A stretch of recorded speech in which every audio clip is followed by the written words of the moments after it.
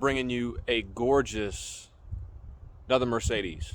But today, it is the AMG GT Roadster 2021. It's in matte black, and I like this thing a lot. But, you know, I say that about most Mercedes, so let me show you what I like about it. 2021 Mercedes AMG GT Roadster, which means it is a convertible. Graphite black Magno, I believe is the color. It's a actual paint job that is matte. It is one of the Dizino colorways that Mercedes has. It's a higher end paint job that's quite expensive.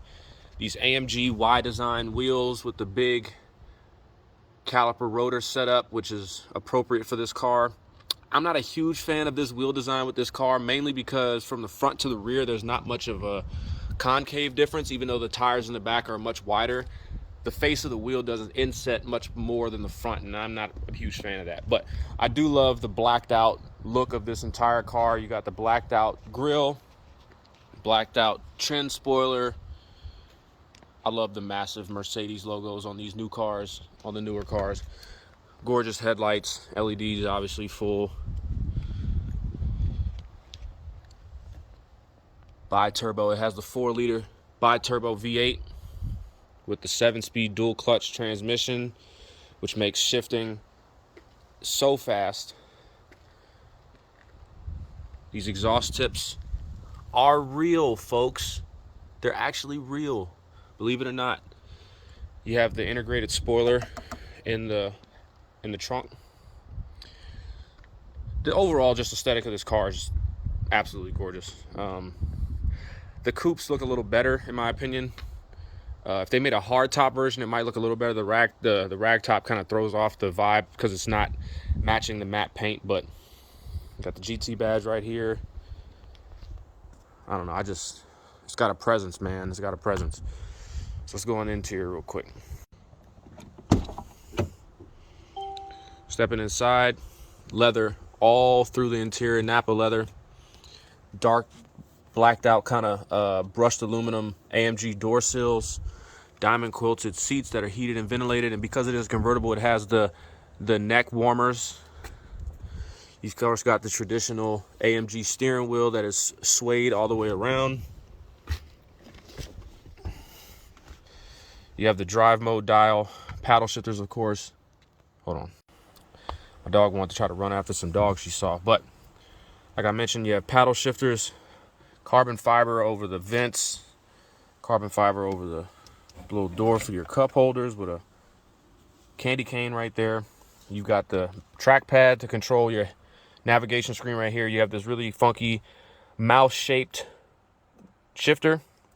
All of these buttons are to control different aspects of the drive modes, which I will show here when I start it up. But other than that, the interior is pretty basic. There's a couple things, though, that I just don't understand about Mercedes, right? Okay, so you see all these buttons down here, which control the heated and cooled seats, and then this controls the neck warmer, front camera, parking. You see how these are all metal? These are all, at least look aluminum. The one thing that blows my mind, and it's kind of annoying, is that Mercedes will cheap out and carry over these very, very cheap-feeling plastic window switches and side mirror controls from like the base model stuff when this is a $150,000 car. I don't understand why they couldn't have gone and done an aluminum, you know, button control right here for all those buttons. I don't know. It drives me a little insane, but let's start it up real quick. Of course, you got a completely digital instrument cluster like on all the other Mercedes nowadays that's completely customizable. Of course, you got your head unit right here. And that's really about it. You got a digital IWC watch on the head unit, which is cool because there's nowhere else for an actual IWC clock to be. Powering the AMG GT Roadster is a 523 horsepower, 494 pound-feet of torque bi-turbo V8 that is a front mid-engine setup. I mentioned this on the AMG GTR that I got to review last year, and I found this out is that since the engine sits behind the front cradle, this is the front cradle right here, the motor sits back behind that, this makes it a front mid-engine. I didn't even know such a thing was a thing. So now you know. Of course, every AMG hand built. Marius Mann, I suppose, is his name. Handcrafted by him. Humongous engine bay. And if you don't understand the proportions of this car, when you're sitting in it, you're sitting really in the back 2/3 of the car. You have so much space up front. It's honestly pretty crazy. You're sitting right in front of the rear wheels. It's really an interesting experience driving this car.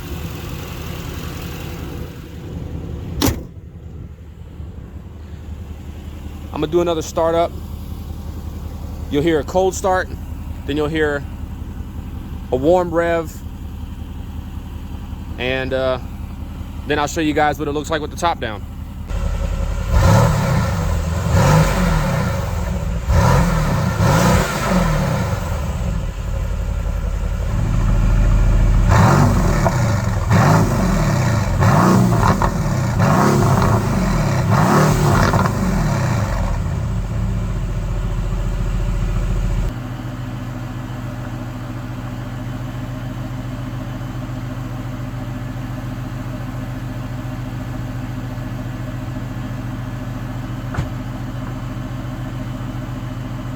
And of course, last but not least, we'll go over the price breakdown. So for the 2021 Mercedes AMG GT Roadster, the base price is about $130,700.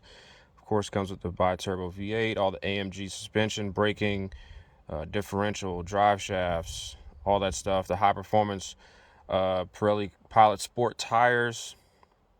And then you get over here and start getting into the upgrades. The Dezino Graphite Gray, sorry, it's not a black, gray Magno is about a $4,000 paint option. Like I said, the Dezino colors are a little more pricey. They're the top end of what Mercedes offers in the paints.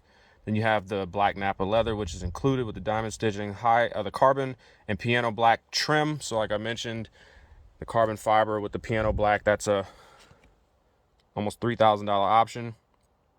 And then you have the heated and ventilated front seats, $450. $1,300 for the keyless go. Well, actually, excuse me, that's for the Burmeister sound system, which is pretty standard in most of these AMG Mercedes. $800 for the keyless go. And then you have the Stealth Edition. Now, the only thing on here that doesn't make any sense to me is the carbon fiber roof. Now, that might be the underpinnings of the actual top, but I didn't see any carbon fiber.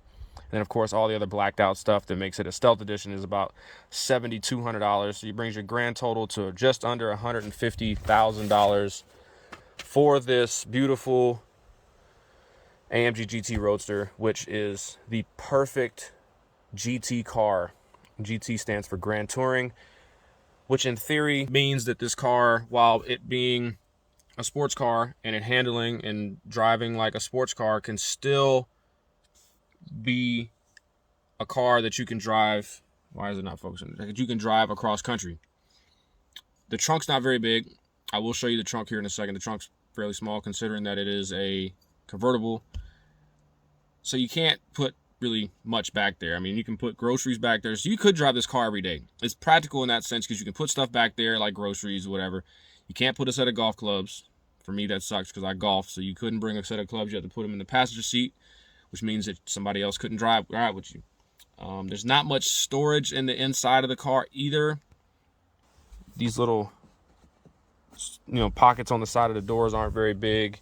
You have nothing on the sides. The center console is not big. You have some room behind the seats, and then of course the glove box is moderately big. I mean, it's big enough to hold my gun, so that's cool. But aside from that, it's just you and the passenger, and y'all be cruising. So it's a great cruiser. Makes great noises when you have it in Sport Plus mode, as you heard when you're doing the revving. It's just a great car, really. And for $150,000, I mean, I know there's a lot of cars to play with in that price point, but this car is pretty well put together.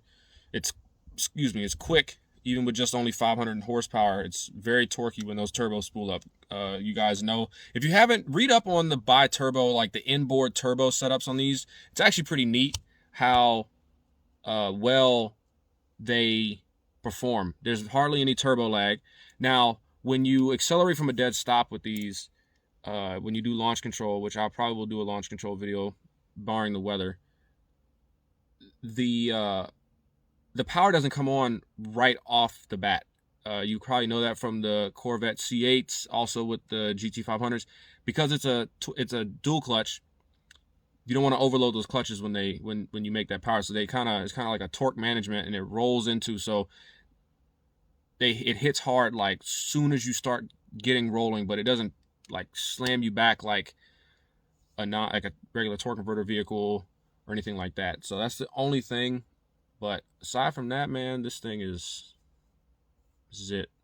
It doesn't beat you up quite as much as the GTR version, just because the GTR version is a lot more of a track focused. It has the fixed wing Pilot Sport Cup 2s, I believe, which are even more sticky and more of a track tire. It's got carbon ceramic brakes, all that other stuff that makes that thing, you know, more of a monster on the track. This car could handle its own on a track, I'm sure, but this thing is more of a street car, something you would just fool around on the street. But it's very comfortable ride, even on the harder tires, or more performance tires, I should say. And yeah, so $150,000 gets you an AMG GT Roadster that is pretty awesome in my opinion. And I would suggest, if you're gonna get one, go with one of the Dizino colors, or just something brighter that makes you stand out a little more. So, all right, appreciate y'all. Hope y'all enjoyed this review. I got a couple of more cool cars coming up in the next few weeks, so y'all stay tuned for those. And as always, I appreciate y'all. Be safe.